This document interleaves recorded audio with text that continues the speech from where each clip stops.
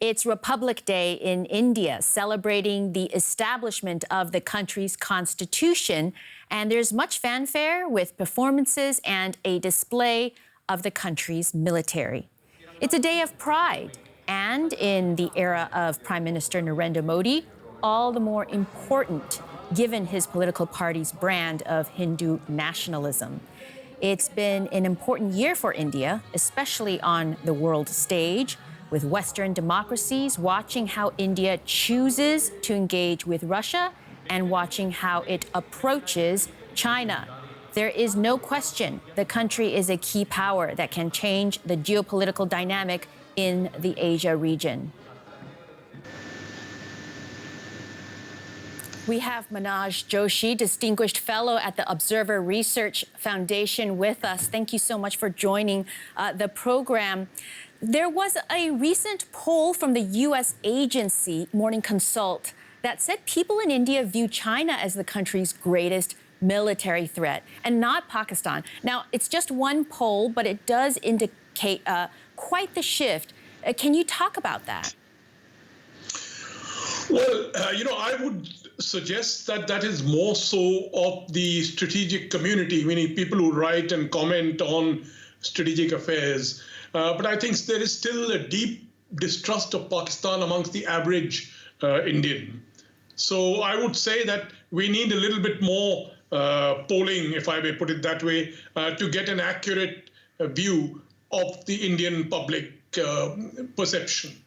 Now, why do you think the national security community in India feels that way about China, though? Well, one reason is that Pakistan itself is in deep trouble. It has huge economic problems. There are political crises. There are all sorts of problems there. On the other hand, we have had a difficult couple of years with China.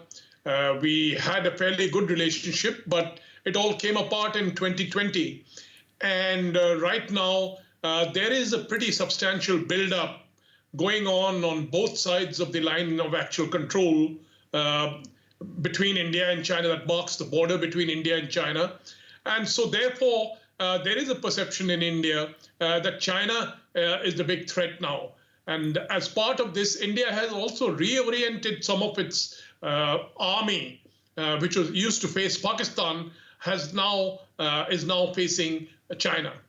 Now, can you explain how the Modi administration sees India's role in the Indo-Pacific? Well, the Indian role in the Indo-Pacific is somewhat cautious. Unlike many other countries like Australia or Japan, we are not part of a US alliance system.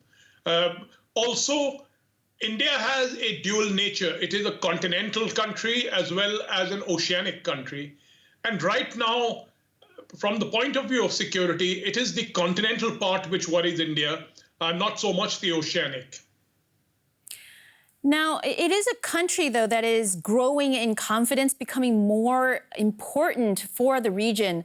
Though in many ways, the country has been rather touchy, though, when it comes to receiving criticism. Most recently, a BBC documentary on Prime Minister Modi has been met with a fierce reaction. There have been attempts to ban screenings of the film, which looks at Modi's role during anti-Muslim riots in 2002. You can see some of the pictures of demonstrations, people protesting against bans of the film. The film alleges that Modi, who at the time was the premier of the state of Gujarat, turned a blind eye to violence that left at least 1,000 dead. He, of course, dismisses it as propaganda. But I want to share what one student had to say about the ban on the film. This is the time of the Indian youth to put up the truth, which everybody knows, because it's hatred everywhere in India. The Muslim-Hindu, the tensions between the religious problems are increasing day by day. We can't let this happen again, because we know what is the truth is. We know what the Prime Minister is doing to the societies, to the states and everything. So we can't let this happen again. Now, I'll talk about the regional impact of this, but first of all, what do you think about the government's move to ban this film? Well, Mr. Modi is very sensitive personally to criticism. and this government is. Otherwise, India has been fairly open to criticism Indian leaders in the past. But Mr. Modi occupies a kind of a cult-like figure, and he feels that anything like this is derogatory to him. His image is affected by this, and so he's particularly sensitive, especially about the 2002 events, extremely serious and tragic, and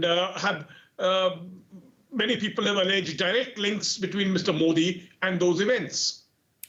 Yeah, this is worth bringing up right now simply because we're having a conversation about India as a growing regional power and, you know, how critical it is in the world, whether it's with Russia's invasion of Ukraine and people turning to India to see how the country will position itself. But of course, also India has a very interesting relationship with Japan. It's also involved in the Quad, which is part of Australia, United States, Japan. So it's playing a very important role in all these dynamics. And so this incident, I guess, India is a democracy, yet at times it's certainly not acting that way.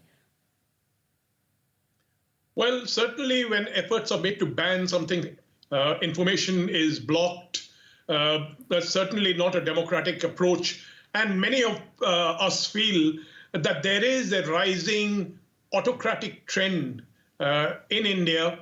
And this is often manifested by actions like such bans.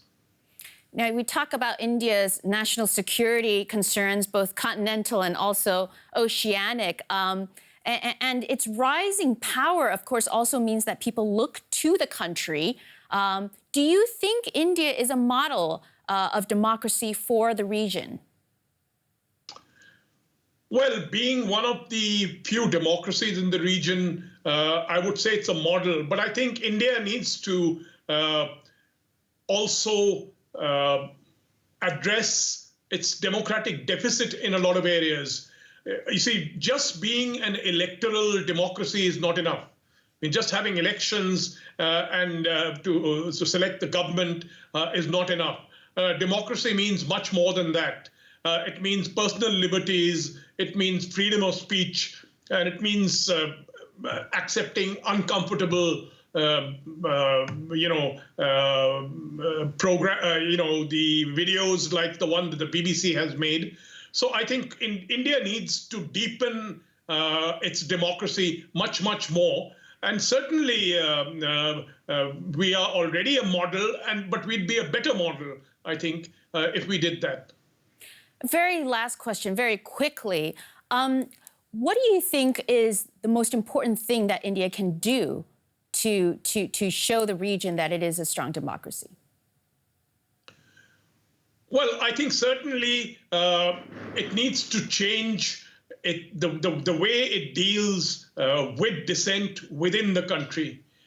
I think there is a tendency to have a kind of a winner-take-all approach in a number of areas. So I think that is the place where India has a deficit. Manoj Joshi, thank you so much for this conversation.